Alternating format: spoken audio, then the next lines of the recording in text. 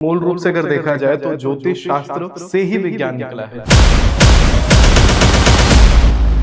जितना हम modern mathematics पढ़ते हैं, मॉडर्न फिजिक्स पढ़ते हैं, ये शास्त्र से ही निकला है। कभी नारद पुराण खोलिए, नारद पुराण के अंदर आपको पाई भी मिलेगा, आपको उसमें पाइथागोरस थ्योरम भी मिलेगा, आपको ट्रिग्नोमेट्री भी मिलेगी, मॉडर्न फिजिक्स भी मिलेगा। ब्रह्मांड के शुरू हुए कितने दिन हुए और अभी कहाँ पर हम पहुंचे हैं, कलयुग का कौन सा चरण है, पूरा का पूरा जो विज्ञान है वो यहीं से रिसर्च निकालता है। सब बड़े बड़े वैज्ञानिक हमारे यहाँ से निकलते हैं क्योंकि वो शास्त्र से ज्ञान लेके आते हैं। क्या न्यूटन ने शास्त्र का प्रयोग नहीं किया था? हमारे यहाँ से किताबें यूरोप जाती थी और Newton as it is translate करके अपने नाम पे छपवाता रहा है। तो ये सारी चीजें शास्त्र से हैं। मैं तो ये भी कहता हूँ आज के युवाओं को कि आप अगर शास्त्र को थोड़ा भी पढ़ लेंगे, मैं बता रहा हूँ दुनिया के टॉप वैज्ञानिक बन सकते हैं।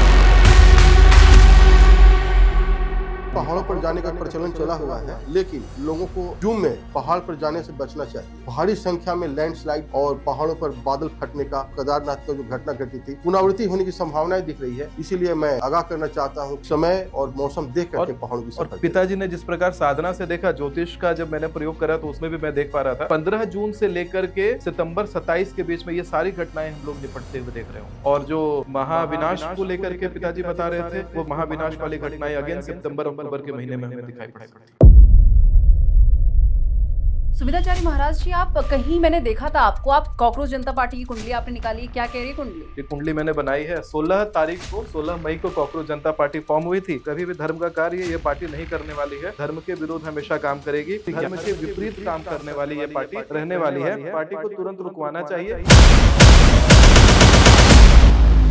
जो अमावस्या होती है और तांत्रिक विद्याओं का इनका जो मेल जोल होता है, उसे आप किस तरीके से देखते हैं? इस दिन जो तांत्रिक विद्याएं की जाती हैं वो किस तरीके से अलग होती हैं? ऐसे तो यूनिवर्स में जितने भी चीजें हैं सभी का अपना अपना महत्व है, लेकिन खास अमावस्या एक ऐसा दिन है जो तंत्र साधना के लिए विशेष माना जाता है। अमावस्या के दिन जो हम कोई मंत्र का या कोई साधना सिद्धि का करते हैं, उसे काफी लाभ मिलती है। उसमें एक दुर्गा सप्तशती का एक मंत्र है, ओम ऐं ह्रीं क्लीं चामुंडाय विच्चे। अगर इस मंत्र को जाप करते हैं कोई इंसान, उसे विशेष सिद्धियां प्राप्त होती है। मैंने ये भी बोला था कि इस परिवेश में दिल्ली के अंदर कोई बड़ी आतंकी साजिश को निरस्त किया जाएगा और आतंकवादी पकड़े जाएंगे। दिल्ली से 11 आतंकवादियों को गिरफ्तार किया गया है। 15 जुलाई से लेकर 12 अगस्त 2026 के बीच में दिल्ली एनसीआर के ही क्षेत्र में किसी प्रकार का आतंकी गतिविधि दोबारा से स्फुटित हो सकता है। नमस्कार, एफएम न्यूज के डिजिटल प्लेटफॉर्म में आप सभी का बहुत बहुत स्वागत है और आपके साथ मैं हूं निशा रौतेला।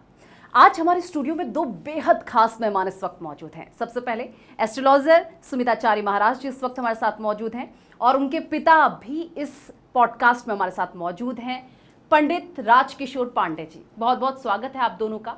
जहां एक तरफ सुमिताचार्य दावा करते हैं कि वो भविष्य देख सकते हैं, तो वहीं उनके पिता कई सालों से तांत्रिक विद्या से जुड़े हुए हैं। आज के इस पॉडकास्ट में हम बात करेंगे सुमिताचारी के बचपन को लेकर कि कैसे उन्होंने ज्योतिषाचार्य का ये ज्ञान लिया। इसी के साथ बात करेंगे क्या सच में भविष्य देखा जा सकता है।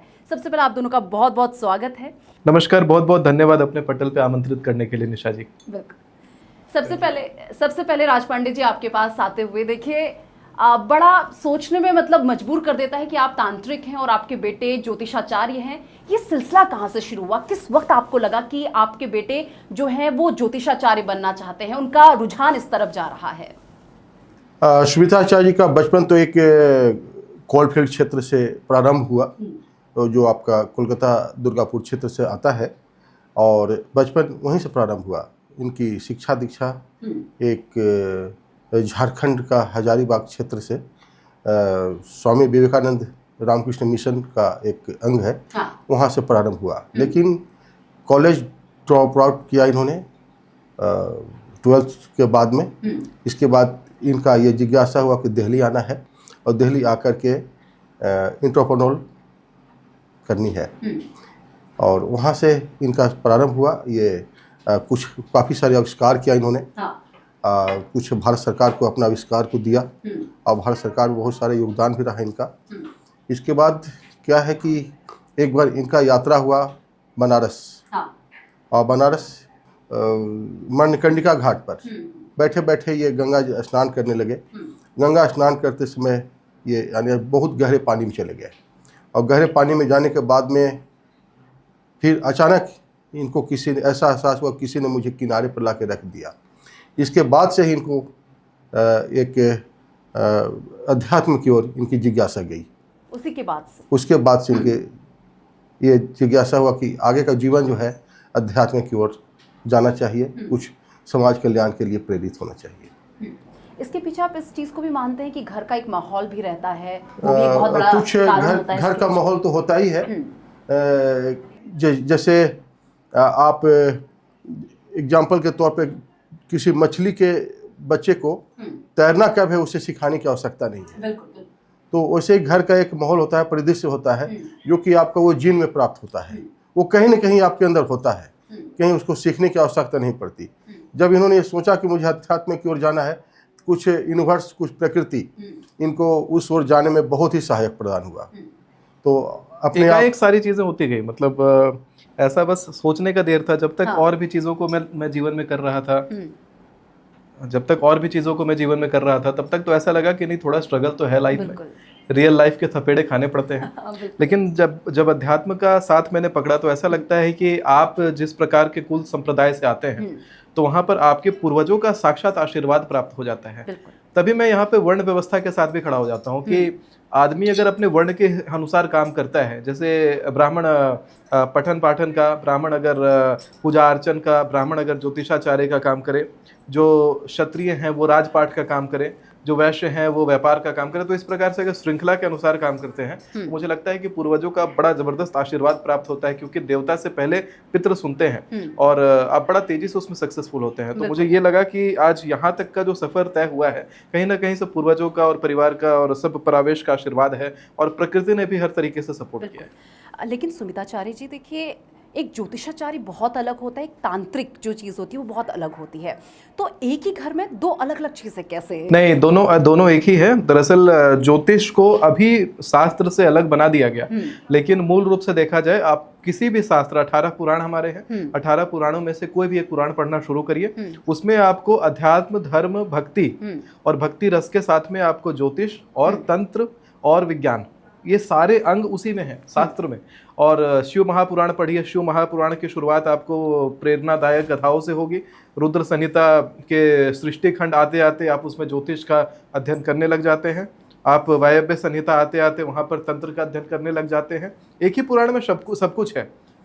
अब ये समय के साथ ऐसा बना दिया गया परिवेश, पहले के समय में, अभी से 3 पीढ़ी पहले जाइए, जो ब्राह्मण होते थे वही वैद्य जी होते थे, वही ज्योतिषाचार्य होते थे, वही तांत्रिक भी होते थे, हर प्रकार के उपचार भी वही करते थे। दोनों सिक्के का दो पहलू होता है। बिल्कुल बिल्कुल। और ज्योतिष तो एक विज्ञान है, मैथमेटिक्स है, और तंत्र भी एक विज्ञान है, मैथमेटिक्स है।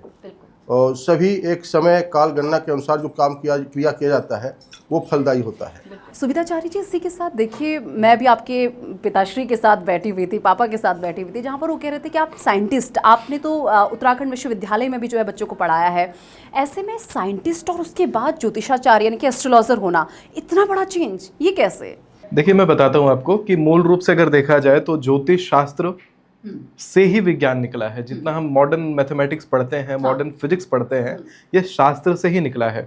कभी नारद पुराण खोलिए, नारद पुराण के अंदर आपको पाई भी मिलेगा 22/7, आपको उसमें पाइथागोरस थ्योरम भी मिलेगा, आपको ट्रिग्नोमेट्री भी मिलेगी, शून्य भी मिलेगा, जोड़ घटाव गुना भागा तो मिलेगा ही मिलेगा।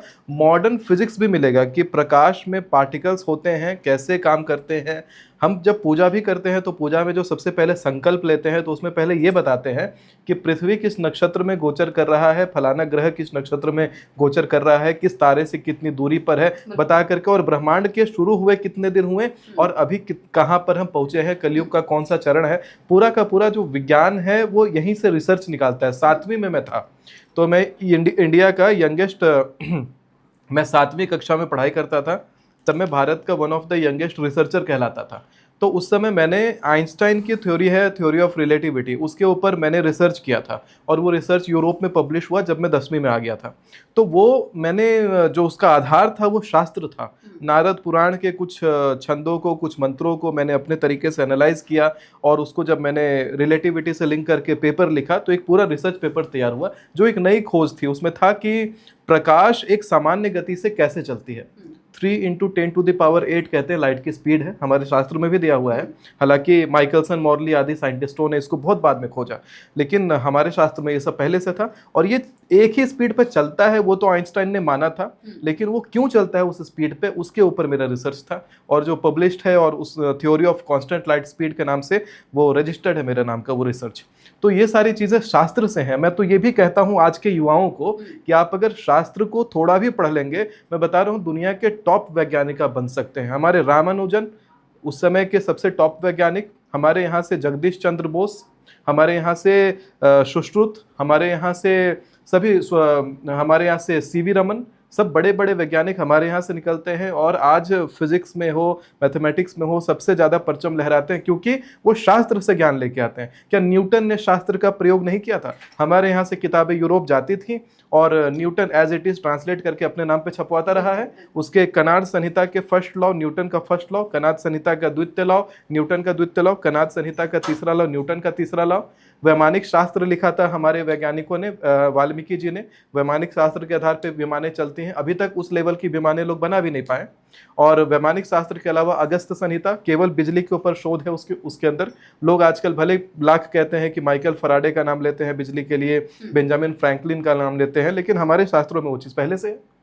तो उसी आधार पे आज हमारा गुरुकुल चलता है। सुमिताचार्य गुरुकुल का पूरा एक नेटवर्क बना रखा है हमने, और गुरुकुल हमारे चल भी रहे हैं। अभी हमारा 2 गुरुकुल तैयार है और बच्चे पढ़ते हैं। तो ये सारी चीज़ें इस तरीके से ही बन पाई हैं कि हमने शास्त्र को विज्ञान से अलग समझा ही नहीं। इसी के साथ राज पांडे जी, देखिए मैं कुछ वीडियोस देख रही थी सुमिताचार्य जी की, तो उसमें आप भी बता रहे थे कि उन्होंने वैराग्य जीवन की तरफ वो जो है अग्रसर होते हुए नजर आ रहे थे, उस तरफ जा रहे थे। ऐसा क्या हुआ अचानक से कि एकदम से मन परिवर्तित हो गया और वैराग्य अपनाने की उन्होंने सोच ली कि नहीं अब तो मुझे इसी रास्ते पर चलना है? जब इन्होंने वो बनारस का जो मणिकर्णिका घाट का जो मैंने पीछे चर्चा किया, हाँ। और वहाँ जो घटनाएं घटी, जिसके बाद से इनके अंदर जो परिवर्तन, अचानक इंस्टेंट परिवर्तन जो आया इनके अंदर, वहाँ से इनका ये भावना पैदा हुआ कि मैं तो अब एकदम सन्यासी ले लूँगा।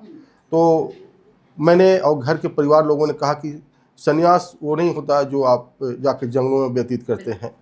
भगवान कृष्ण ने कहा है कि आप सन्यासी वो हैं जो आपको जो ईश्वर ने जो यहाँ धरती पर भेजा है अपना कर्म करने के लिए, दुनिया के अपना पार्टिसिपेट करने के लिए, वो सब करते हुए एक अध्यात्म की ओर आप जा सकते हैं।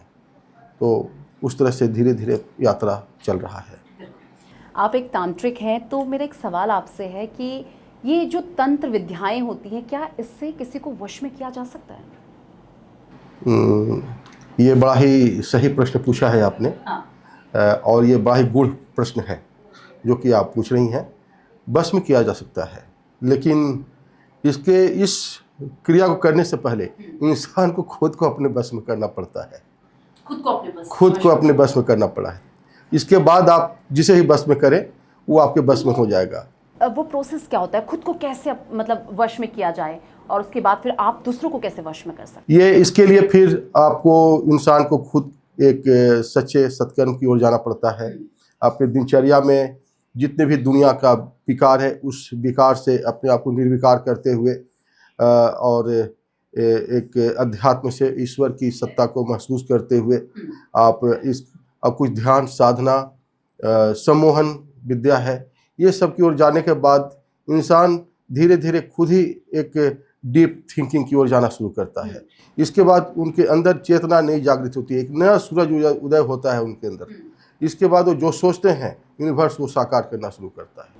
मतलब आप जो इंसान, सामने वाले इंसान का अगर आप कभी मन, आप किसी को वश में करते हैं तो आप जो कह रहे हैं वो सिर्फ केवल वही कर रहा है। हाँ। अगर आप उससे कहेंगे कि छत में खड़े होकर कूद जा, नहीं, वो एक हद तक वो काम करता है। एक हद तक। तो उसकी लिमिट क्या होती है? लिमिट होती है जैसे आप एक जिस परिवेश में वो रहता है इंसान, वो और जिस संस्कार में है उस संस्कार से अलग हट करके आप उसे थॉट देंगे तो वो उसका इंटरसेंस उस काम नहीं करेगा। मतलब उसके अंदर ही जी हाँ, उस एरिया के अंदर ही जो जी हाँ, जी हाँ, एक हर थिंकिंग का एक सीमा होता है, हर चीज़ का एक दूरी होती है।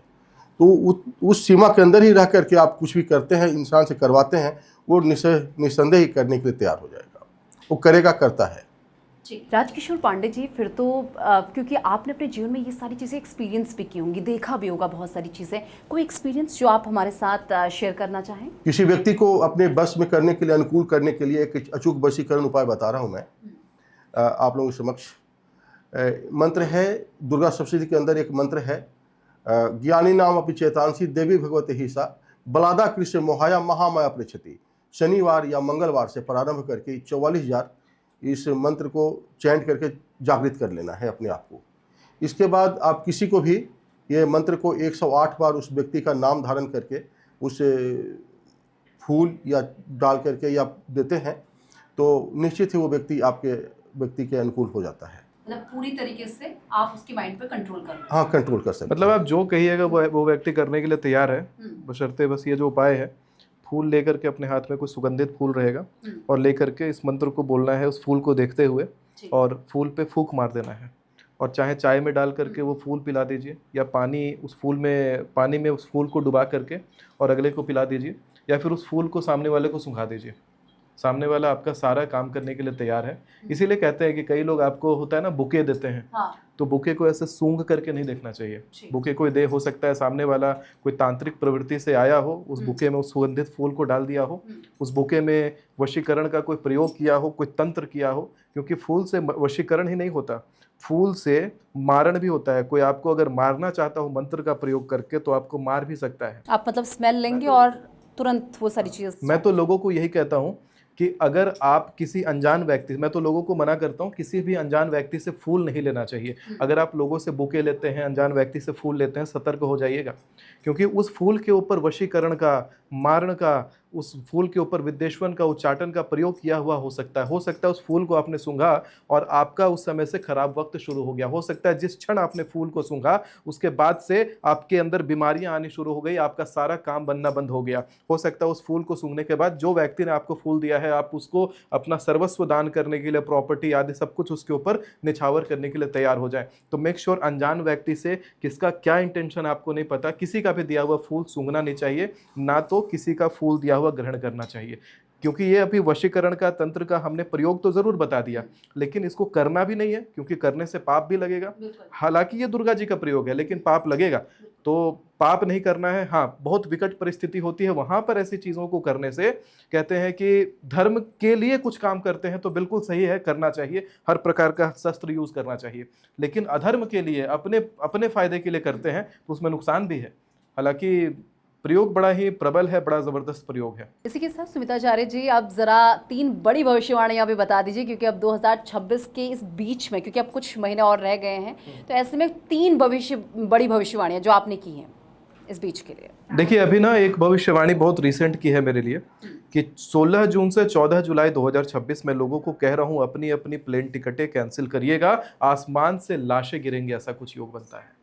ऐसा कुछ योग बनता है कि किसी पॉलिटिशियन को हम विमान हादसा ग्रस्त में खो दें।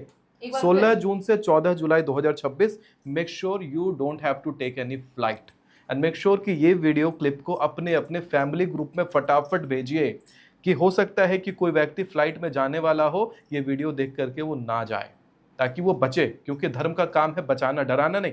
अगर अर्जेंट है फिर भी जाना ही जाना है तो बोल के जाइए, चलत विमान कोलाहल होई, जय रघुबीर कही सब कोई, बोल के जाइए, मार्गेशु रक्षतु माम नीलकंठः, ऐसी ऐसी चीजें बोल के जाइए। तो होता है कि हाँ, रक्षा होती है, जो काम से निकल रहे हैं वो काम बनता है, लेकिन ये अवधि में फ्लाइट्स नहीं लेनी है। मेक श्योर एक बार डेट फिर से बता दीजिए। 16 जून से 14 जुलाई 2026 के बीच में विमान की टिकटें कैंसिल करनी है।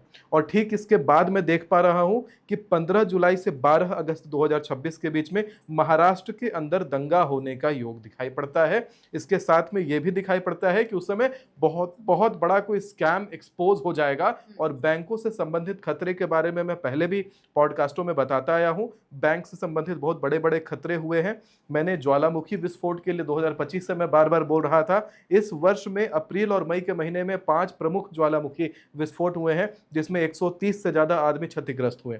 ऐसे ऐसे ज्वालामुखी फटे हैं जो पिछले 15-15 हजार साल से डोरमेंट पड़े हुए थे, अचानक से इस अप्रैल और मई के महीने में फट पड़े हैं। मैंने आपके साथ एक पॉडकास्ट किया था रिसेंटली, उसमें मैंने बताया था 16 मई से लेकर के 11 जून के बीच में भारत में आतंकवादी पकड़े जाए।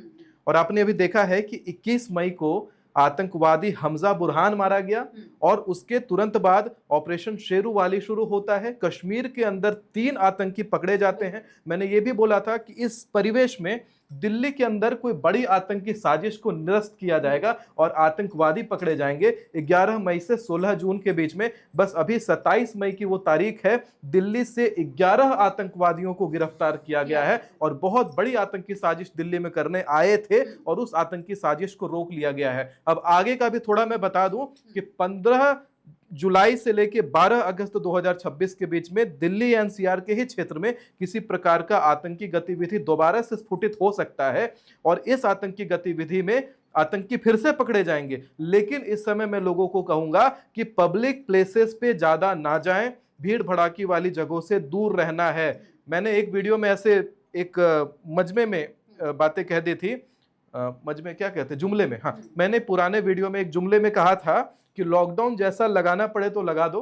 हो सकता है सरकार ने उस भविष्यवाणी को रिलेट किया हो या क्या किया हो कि लोगों को कह रही है कि फ्यूल बचाइए या किसी भी कारण से वर्क फ्रॉम होम करिए। बहुत अच्छा इनिशिएटिव है क्योंकि कुछ बड़ा घटना घटने का योग दिखाई पड़ रहा था।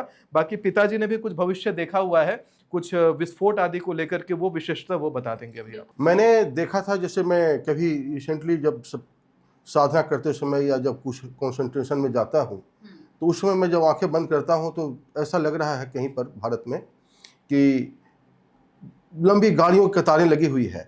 वहाँ पर एक उसी कतार में एक कोई फ्यूल टैंकर है, अचानक फ्यूल टैंकर में विस्फोट हो जाता है जिसमें काफ़ी जनहानि होती है, काफ़ी लोग उसमें झुलस जाते हैं।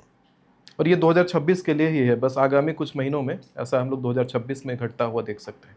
2026 में? जी हाँ, क्योंकि इस वर्ष मैंने भी देखा था कुछ 1500 लोगों का सामूहिक रूप से आगजनी से खतरा है और कुछ लैंडस्लाइड को लेकर के आप कुछ बता रहे थे मुझे भविष्यफल। जब अभी लोग पहाड़ों पर जाने का प्रचलन चला हुआ है, लेकिन लोगों को हुजूम में पहाड़ पर जाने से बचना चाहिए क्योंकि भारी संख्या में लैंडस्लाइड्स और पहाड़ों पर बादल फटने का, जैसे 2013 में जो केदारनाथ का जो घटना घटी थी, पुनरावृत्ति होने की संभावनाएं दिख रही है। इसीलिए मैं आगाह करना चाहता हूं कि आप समय और मौसम देख करके पहाड़ों की सफर करें। पिताजी ने जिस प्रकार साधना से देखा, ज्योतिष का जब मैंने प्रयोग करा तो उसमें भी मैं देख पा रहा था कि बृहस्पति जिस प्रकार से कर्क राशि में प्रवेश होंगे तो उससे क्या होगा कि धार्मिक स्थलों पर भीड़ भड़ाका ज्यादा बढ़ेगा।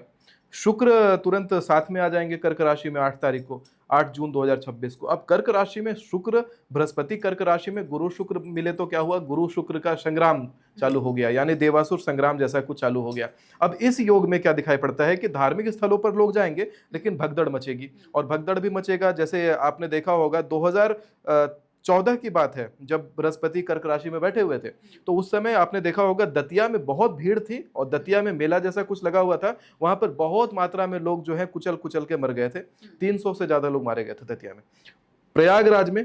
प्रयागराज स्टेशन के ऊपर भी वहां पे भगदड़ मची थी, वहां पे भी 150 के आसपास लोग मारे गए थे। इसी प्रकार से धार्मिक स्थलों पर भगदड़ मचना, धार्मिक स्थलों पर लैंडस्लाइड से क्षति होना, ऐसी चीजें दिखाई पड़ रही। साथ में यह भी दिखाई पड़ रहा है कि जो ऊटी का साइड है और लोनावला का जो साइड है, महाराष्ट्र वाले बेल्ट में जो पहाड़ियां पड़ती हैं, दक्षिण में जो पहाड़ियां पड़ती हैं, उधर के बेल्ट में भी लैंडस्लाइड जैसा कुछ दिखाई पड़ता है। उधर इस बार बारिश भी, उत्तर के मुकाबले बारिश भी उधर ज्यादा होती हुई दिखाई पड़ रही है। और बस आगामी हम लोग इसको देखेंगे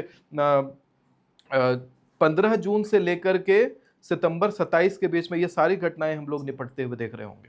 और जो महाविनाश को लेकर के पिताजी बता रहे थे, वो महाविनाश वाली घटनाएं अगेन सितंबर अक्टूबर के महीने में हमें दिखाई पड़ सकती है।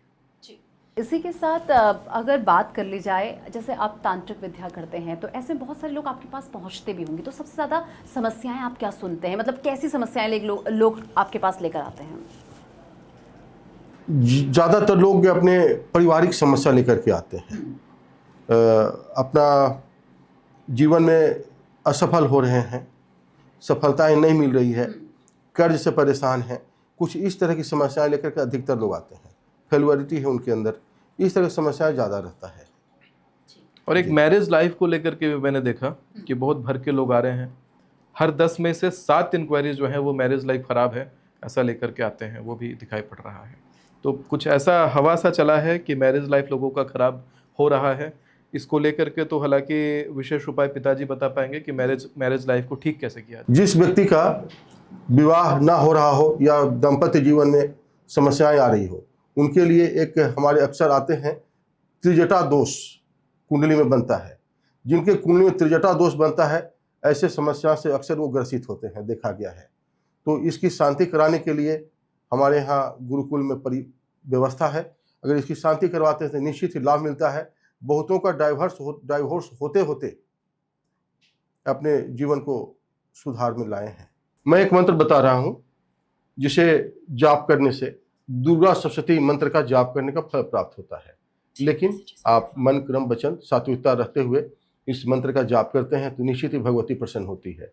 मंत्र है या चंडी मधुकट प्रमथनी या माई खोन्मूलिनी या धूर्मिक छन चंड मुंड मथनी या रक्त बीजनाशिनी या शक्ति सुम सुम दैत्य दलनी या सिद्धलक्ष्मी परा सा दुर्गा नव कोटि मूर्त सहिता माम पात विश्वेश्वरी ओम ह्रीं क्लीं चामुंडा विचे। इस मंत्र को आप निश्चित ही भगवती के ऊपर आप समर्पित होकर करते हैं तो दुर्गा सप्तशती पाठ करने का फल प्रदान करता है। इसी के साथ सुमिताचार्य जी, देखिए आपने बहुत सारे प्रेडिक्शंस पहले भी किए हैं, लेकिन उसमें ऐसा नहीं है कि सब एकदम एग्जैक्ट ही हुए हों। बीच में कुछ ऐसी चीज़ें भी थी जो नहीं हुई, क्योंकि आप ही के साथ मेरा एक पॉडकास्ट लगा हुआ था जिसमें मैंने आपसे पश्चिम बंगाल का सीएम कौन बनेगा इसे लेकर सवाल किया था। आपने ममता बनर्जी कहा था, लेकिन वो नहीं हुआ। अब इसका कारण आप क्या मानते हैं? देखिए, मैं तो हालांकि जब मैं पॉडकास्टों में बैठता हूं तो बैक ऑफ द कैमरा मैं पूरा एक टिप्पणी लेकर के बैठता हूं। बहुत सारे ग्रहों का एनालिसिस उसमें किया हुआ होता है।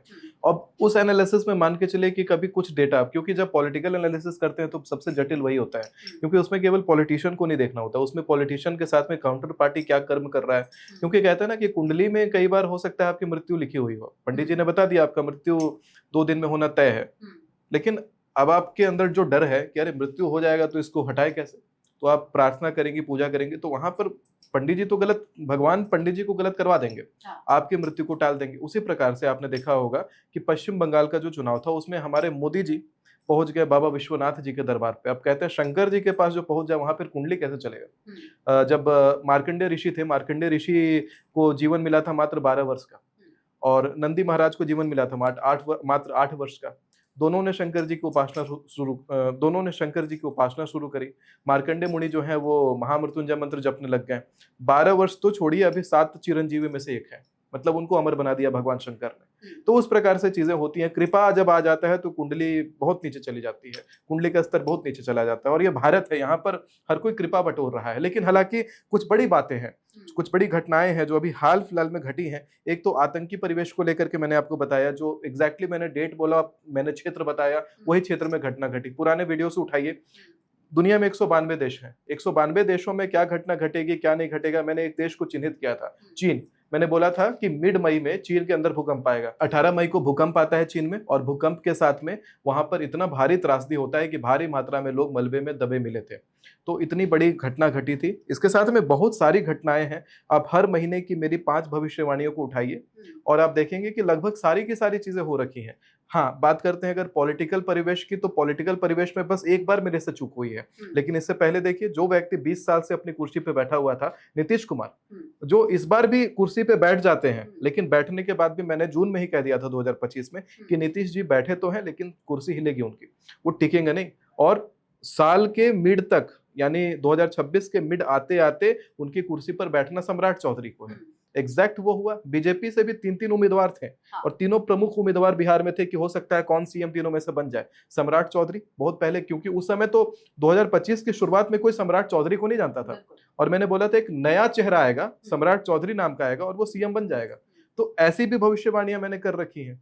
एक चूक को लेकर के ज्यादा एक्सप्लेनेशन देना फिर यहाँ पे पॉइंटलेस है। सुमिताचार्य महाराज जी, आप कहीं मैंने देखा था आपको, आप कॉकरोच जनता पार्टी का भी कुंडली निकाल कर आपने रख ली है। जरा बताइए हमारे दर्शकों को भी, कॉकरोच जनता पार्टी की कुंडली आपने निकाली है, क्या कह रही है कुंडली?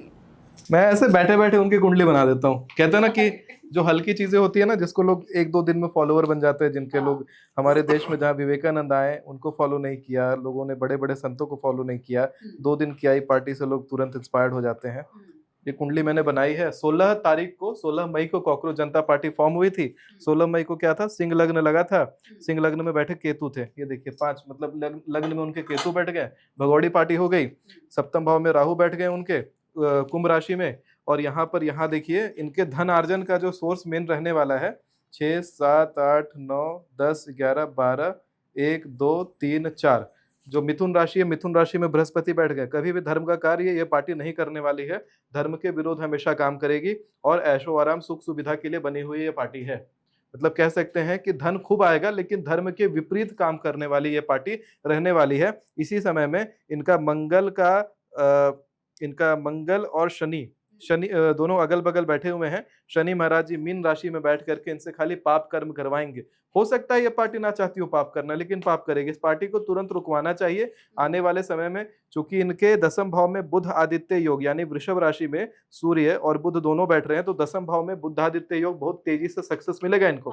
आगामी समय में चुनाव भी लड़ जाएंगे, लेकिन इस पार्टी को अगर आगे आने हम देते हैं तो हमारे देश के लिए बहुत केओटिक रहेगा, क्योंकि इनका केतु और राहु इनसे ऐसा उपद्रव मचवाएगा कि बांग्लादेश जैसा भारत को बना देगा, नहीं तो नेपाल जैसा भारत को बना देगा। तो ऐसी उपद्रवकारी पार्टियों को हमें तुरंत सीज करवाना चाहिए, बैन कर देना चाहिए। आप कह रहे हैं कि चुनाव लड़ते हुए भी नजर आएंगे? हाँ, 2029 वाला जो चुनाव है उसमें यह पार्टी लड़ते हुए नजर आ सकती है। अगस्त के आसपास ये पार्टी रजिस्टर हो सकती है। जिस समय सूर्य सिंह राशि में प्रवेश करेंगे उस समय यह पार्टी अपने आप को रजिस्टर करने वाली है, क्योंकि सिंह लग्न की कुंडली इनकी बनी थी। लग्नेश इनके सूर्य हैं। ध्यान से देख लीजिए, एक बार आप दिखा भी दीजिए। यही कॉकरोच जनता पार्टी की कुंडली है। हालांकि रफ कुंडली मैंने भी फटाफट चलते फिरते बना दी आपके सामने। मैं मोबाइल वाली कुंडलियों में बिलीव नहीं करता। आजकल मैं देखता हूँ एस्ट्रोलॉजरों को फटाफट से मोबाइल में सर्च करना शुरू करेंगे कुंडली बनाने के लिए। मुझे ऐप वेब से मतलब नहीं है, जबानी चीजें आती है, मुझे सामने बनाता हूँ। पांडे जी, जिस तरीके से बात कर ली जाए, जो अमावस्या होती है और तांत्रिक विद्याओं का इनका जो मेल झोल होता है, उसे आप किस तरीके से देखते हैं? इस दिन जो तांत्रिक विद्याएं की जाती हैं वो किस तरीके से अलग होती हैं? ऐसे तो यूनिवर्स में जितने भी चीज़ें हैं सभी का अपना अपना महत्व है, लेकिन खास अमावस्या एक ऐसा दिन है जो तंत्र साधना के लिए विशेष माना जाता है, क्योंकि उस समय यूनिवर्स की सारी चीज़ें, पार्टिकल जो होता है सूक्ष्मता की ओर आता है और हमारा भी शरीर उसी सूक्ष्म पदार्थ से बना हुआ होता है। तो उस समय अमावस्या के दिन जो हम कोई मंत्र का या कोई साधा सिद्धि का करते हैं तो उसे काफ़ी लाभ मिलती है। उसमें एक दुर्गा सप्तशती का एक मंत्र है, ओम ऐं ह्रीं क्लीं चामुंडाय विच्चे। अगर इस मंत्र को जाप करते हैं कोई इंसान आधी रात को, तो उसे विशेष सिद्धियां प्राप्त होती है और उस मंत्र के द्वारा इंसान अपने आप कैरियर में लाभ लेने के लिए कर सकते हैं। इसी के साथ कर्ण पिशाचिनी की अगर बात कर ली जाए तो इसे एक्टिव कैसे किया जाता है? चलिए, कर्ण पिशाचिनी की मैं एक दिया हुआ बताता हूँ। मैं किसी व्यक्ति का कर्ण पिशाचिनी साधना करके लौट रहा था, जिसका मैं एक्सीडेंट करवा दिया था उसने। हालांकि वो बता रही थी कि ये क्रिया को मत किया जाए, लेकिन मैं उससे ज़बरदस्ती उस काम को करवाया था, जिसके चलते ये चोट लग गई थी। हो सकता है कि मेरा कर्म सही रहा होगा, जिसके चलते मैं उससे ज़्यादा मेरे पर क्षति नहीं आ पाई। तो कर्ण पिशाचिनी एक बड़ा ही निकृष्ट क्रिया होती है। उसे अशौच अवस्था में उस क्रिया को करने के लिए इंसान को उद्भव होना पड़ता है। इसी के साथ वो वाकया भी मैं ज़रा जानना चाहती हूँ कि हुआ क्या था एग्जैक्ट उस समय पे? एक ऐसा घटना घटी थी कि हमारे एक मित्र के यहाँ परिवार में कोई महिला सदस्य थी जिनके ऊपर कोई तंत्र क्रियाएं करी गई थी, और मैं जानता था कि यह करना ठीक नहीं होता है, और मैं उनके भाव में आकर के उनके अनुग्रह से मैं उनके यहाँ चला गया जिनके यहाँ तंत्र विद्या करी गई थी। अब मुझे भली भांति मैं अवगत था कि इनके ऊपर ये तंत्र क्रिया करी गई है, और मैं उन्हें भगवती का तंत्र के द्वारा मैंने उन्हें ठीक करने का प्रयास किया। लेकिन वो बोल भी रही थी कि पंडित आप अच्छा नहीं कर रहे हो मेरे साथ में। और जो ही मैं उनके यहाँ से लौट रहा था तो मेरा जस्ट एक्सीडेंट हो गया, और जिसका एक उदाहरण है कि हाँ, उसका निशान है चोट का, काफ़ी दिन तक रहा था।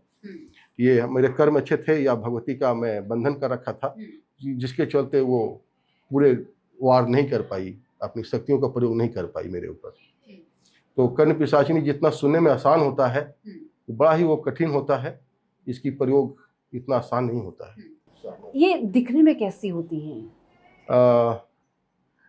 दिखने में बड़ा ही, ये देखा जाए तो जैसा पुराणों में उल्लेख किया गया है, बड़ा ही उनका भयावह अपना स्वरूप होता है, लेकिन वो रूप बदलने में उनका बड़ी ही माहिर होती हैं।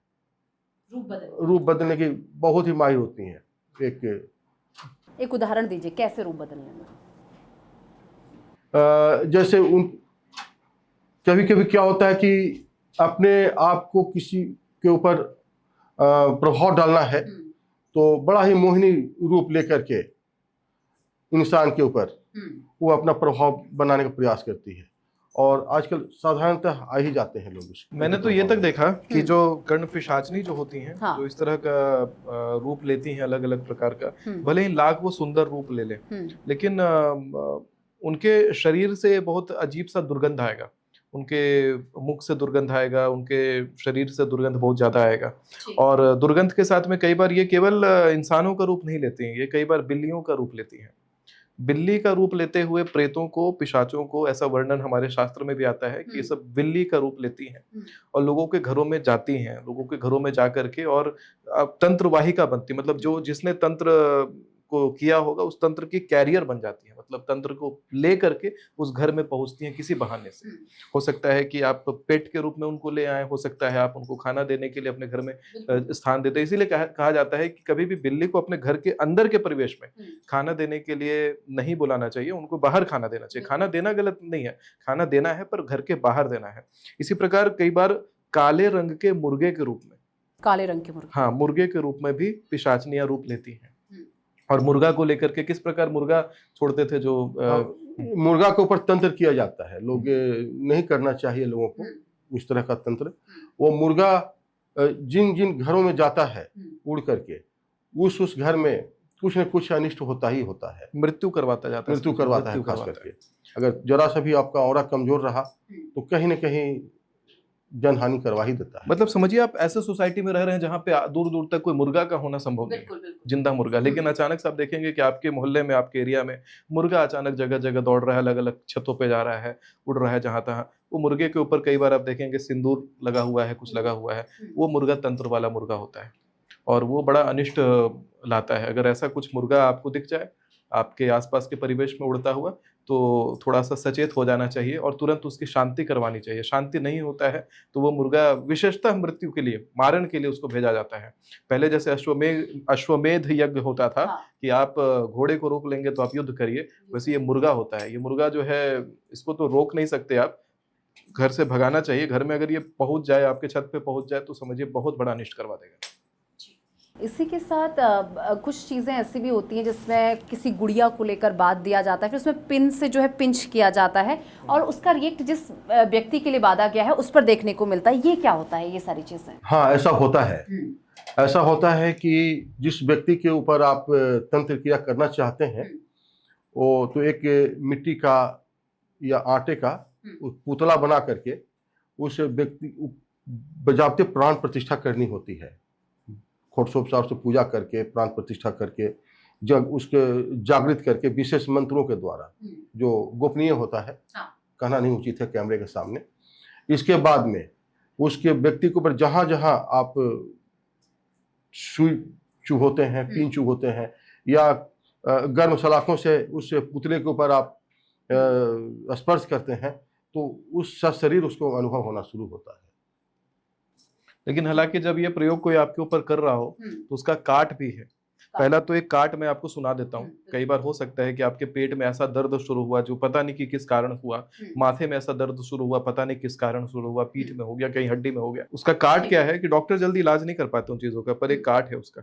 रात के समय दुर्गा कवच सुनना चाहिए या पढ़ना चाहिए। मैं यूजुअली रात को 2 बजे के आसपास लाइव भी आ जाता हूँ अपने चैनल से, लोगों को ऐसी चीजों से मुक्त करने के लिए दुर्गा कवच सुनाता हूँ लोगों को मैं। लेकिन फिर भी मैं आपके पटल से एक मैं छोटा सा मंत्र का सेक्शन बोलता हूँ। इस मंत्र को सुनते ही आपको वहां पे आराम महसूस होगा जहां पे भी आपके ऊपर तंत्र हुआ होगा। मंत्र है अभिचारिणी सर्वाणी मंत्र यंत्राणि भूतले भूचरा खेचराश्चैव जलजा सचोपदेशिका सहजा कुलजा माला डाकनी शाकनी तथा अंतरिक्षरा घोरा डाकनी च महाबलः ग्रह भूत पिशाच यक्ष गंधर्व राक्षसः ब्रह्म राक्षसवेताला कुष्मांडा भैरवादयः नश्यन्ति दर्शनात् तस्य कवचे हृदय संस्थिते मनोनंत्र भवेद्राग्यस्ते जो वृद्धि करम परम। इतना मात्र सुनते ही अगर आपको आराम हुआ हो तो इसको बार बार सुनिए। लेकिन आपको दुर्गा कवच की बहुत ज्यादा आवश्यकता है, या फिर आपको किसी अच्छे विद्वान व्यक्ति की आवश्यकता है, क्योंकि आपके ऊपर फिर किसी ने कोई प्रयोग किया है। अगर ये सुन करके आपको आराम लगा है तो निश्चित ये बीमारी जो आपको लगी है, जो आपका बंधन, धन का जो बंधन हुआ है, पैसा जो रुका है, वो किसी ने बांधा है। इसी के साथ मैं बहुत सारी जगह ये भी सुनती हूँ कि कुछ लोग होते हैं जो अपने नेल्स हो गया और फिर या नींबू जो हो गया उससे हो गया, या बाल को निकाल के किसी की धेली पर रख देते हैं, किसी की दहलीज पर रख देते हैं, या फिर चौराहे पर जाकर रख देते हैं। तो इससे कैसे वो किया जाए? अगर किसी से गलती से पाँव पड़ गया उस पर, तो ऐसे में इस स्थिति में क्या किया जाए ऐसी कंडीशन में? अगर ऐसा महसूस हो रहा हो कि मेरे ऊपर कुछ लांघन इस प्रकार का हो गया है खुद के ऊपर, तो अपने ऊपर 3 बार फूंक मार करके और कोई एक सिक्का अपने ऊपर वार करके वो कहीं चौराहे पर फेंक देना चाहिए और आकर के तुरंत स्नान करना चाहिए गंगा जल से, तो वो निगेटिविटी उतरने की संभावना बढ़ जाती है। लेकिन बड़ा मुश्किल होता है अगर ऐसा कोई लंघन पड़ जाए। मैं एक बात बताता हूँ, एक बार प्रयोग किया गया था और किसी ने ट्राई करा कि हमारे ही ऊपर वो प्रयोग कर दे। तो शिवलिंग के ऊपर, मतलब शिव मंदिर में बाल का गुच्छा मिला मुझे। शिवलिंग के ऊपर? हाँ, शिवलिंग के ऊपर रखा हुआ बाल का गुच्छा मिला। ये इतना घटिया और घिनौना प्रयोग किसी ने करना चाहा, समझिए कि साक्षात ये मारने का प्रयोग था। लेकिन वो प्रयोग का हमें लगा कि चलो शंकर जी का परिवेश, शंकर जी के सामने तो सब कुछ निष्क्रिय हो जाता है, हटा फेंक दिया बाल को मैंने। लेकिन वो बाल का छूना ही मेरे लिए भारी पड़ गया था। सोचिए, एक तो शंकर जी का परिवेश, लेकिन उस तंत्र में कितनी शक्ति होगी कि शंकर जी के शिवालय में भी वो काम कर गया और बड़ी परेशानी हुई। 2-3 महीने मेरे साथ परेशानी में बीते थे। लेकिन उसके बाद ये चीज़ जरूर है, एक तो मंदिर में किया हुआ प्रयोग था, उस समय हमने ध्यान नहीं दिया। लेकिन जब ही मैंने इसका काट किया, काट करते के साथ सब कुछ जो 3 महीने से परेशानियां चल रही थी वो काट करते ही खत्म हो गया। आजकल पता है एक चीज और मुझे याद आता है कि लोगों के घर में आजकल रावण संहिता रखने का बड़ा चलन आ गया है। लोग पुराण नहीं रख रहे, लेकिन रावण संहिता ला करके अपने घर में रख दे रहे हैं। आप सावधान हो जाइएगा, अगर आपके घर में रावण संहिता है, घर की बर्बादी उसी दिन से शुरू हुई है जिस दिन से घर में रावण संहिता आया है। घर में क्लेश, झगड़ा झंझट, ऑफिस में दिक्कत, तनावपूर्ण स्थिति, बीमारियां, सब कुछ एक साथ घुस जाता है जिस घर में रावण संहिता होता है। मेक श्योर आज के आज रावण संहिता को निकाल करके कहीं बाहर या तो फेंक दीजिए या किसी मंदिर में जाकर के छोड़ आइए। महापाप है रावण संहिता को घर में रखना। उसमें प्रयोग इतने गंदे गंदे बताए गए हैं, उसी में प्रयोग बताया गया है। ऐसा एक छोटा सा मैं रावण संहिता का प्रयोग बताता हूँ। वशीकरण को करने के लिए एक प्रयोग है, उसमें बताते हैं कि आप एक कौवे का परिवार जंगल में ढूंढिए या किसी निर्जन स्थान पर कौवे का एक परिवार को ढूंढिए। उस परिवार के लिए हमेशा 28 दिन तक लगातार भोजन का व्यवस्था करिए और उस परिवार के और इंतजार करिए कि कौवा बच्चा दे दे। जब कौवा वो बच्चा दे देता है तो ऐसा करना है कि उस बच्चे को वहां पर अकेला छोड़ना है और कौवा को पकड़ करके आपको अपने घर पे ले आना है और घर पे लाने के बाद घर पे उसको मारना है और मार करके और उसके सर को उसी घोंसले में छोड़ना है और शरीर को मिट्टी में दबा करके और उस आसन पर उसी मिट्टी को भर करके मिट्टी में दबा करके और वहीं बैठना है जहां कौवे के शरीर को दफनाया, और बैठ करके आपको फलाना फलाना साधना बताता है और उसमें वो भी बताता है कि जो कौवा का जो बच्चा था उसके खून से कुछ यंत्र बनाना। अब सोचिए, इतना ज्यादा घटिया प्रयोग और घिनौना प्रयोग करने के लिए जिस किताब में सिखाया गया हो उस किताब को आप अपने घर में लाते हैं, बच्चे पढ़ेंगे, किसी का दिमाग खराब होगा, ऐसे ऐसे गंदे प्रयोग करेंगे। ऐसे प्रयोगों से दूर रहना चाहिए। ये धर्म के विरुद्ध है, वो धर्म नहीं सिखाता, अधर्म का महाकिताब है। राक्षस का लिखा किताब आपको कौन सा बड़ा ज्ञान दे देगा? बड़े महान वैज्ञानिक रहा हो रावण, भले ही वो बहुत बड़ा शिव भक्त रहा हो, लेकिन शिव भक्ति के साथ में ये जो कुकृत उसने करा है, ये जो रावण संहिता रच के गया है, ये कलयुग में बहुत बड़ा अभिशाप है। ये लोगों तक ये ज्ञान नहीं पहुंचना चाहिए। अब पॉडकास्ट के बिल्कुल लास्ट में हम पहुंच रहे हैं, तो ऐसे में कोई ऐसा संदेश जो आप अपने माध्यम से, इस चैनल के माध्यम से देना चाहते हैं? चैनल के माध्यम से मैं यही कहना चाहूंगा लोगों को कि अगर भविष्यवाणियां कुछ बताई गई हैं आपको, तो डेट मेंशन करके अपने जानने वाले लोगों तक इन वीडियोस को भेजिएगा। हो सकता है कि ये भगवान की इच्छा से ही आप तक ये वीडियोस पहुंचे हैं और आपको इन वीडियोस का प्रचार करना है, वही धर्म है। और साथ में धर्म के साथ खड़े रहना है। पुरुषोत्तम मास अभी चल रहा है, कोई नई साधना करने की इच्छा हो, अभी करने का बड़ा सही समय है, आपको ज्यादा फल प्राप्त होता है। रात के समय देवी का ध्यान और देवी की साधना करना शुरू करिए। और धन प्राप्त करना चाहते हैं तो प्रति रात को कल्पना करिए कि आपके पास जितना धन संपत्ति है सब आपने देवी को दे दिया और देवी आपको प्रसाद के रूप में वही धन लौटा रही है। इतना कल्पना रोज रात को आप करना शुरू करिए। आपके जीवन में दिन दुगनी और रात चौगनी गति से तरक्की होनी आपकी शुरू हो जाएगी। और जहां तक बात रहा भक्ति के मार्ग पे, सतमार्ग पे चलने वाले बचेंगे, क्योंकि बृहस्पति अपने उच्च के राशि कर्क राशि में बैठ रहे हैं और साल भर बैठे रहेंगे। 12 साल बाद ये समय आया है और दुनिया के लिए विध्वंस लेकर के आएगा। जो जो अधर्मी देश थे, जो जो धर्म के खिलाफ जो जिन्होंने काम किया है, अब उनका अंत होगा और यही अंत लिखा जा रहा है। 2032 तक ये संग्राम चलता रहेगा। संग्राम जहां चल रहा है चलने दीजिए, दुनिया में बहुत लोग मरेंगे, लेकिन आपको धर्म का हाथ पकड़े रहना है। जो धर्म का हाथ पकड़े रहेगा वही बचेगा, अन्यथा क्राइसिस में वो भी खत्म हो जाएगा, समाप्त हो जाएगा। ये जो युद्ध है वो धर्म अधर्म का युद्ध है। इसमें अधर्म का नाश होगा और धर्म का जय होगा। तभी हम कहते हैं धर्म की जय हो, अधर्म का नाश हो, प्राणियों में सद्भावना हो, विश्व का कल्याण। विश्व का कल्याण। फिलहाल बहुत बहुत शुक्रिया सुमिताचार्य महाराज जी हमारे साथ जुड़ने के लिए, पंडित राजकिशोर पांडे जी हमारे साथ जुड़ने के लिए, अपना इतना अमूल्य समय निकालकर आप लोग हमारे स्टूडियो पहुंचे और बड़ी बारीकी से आपने एक एक चीज़ जो है हमारे दर्शकों तक पहुंचाया, इसके लिए आपका बहुत बहुत शुक्रिया। नमस्कार।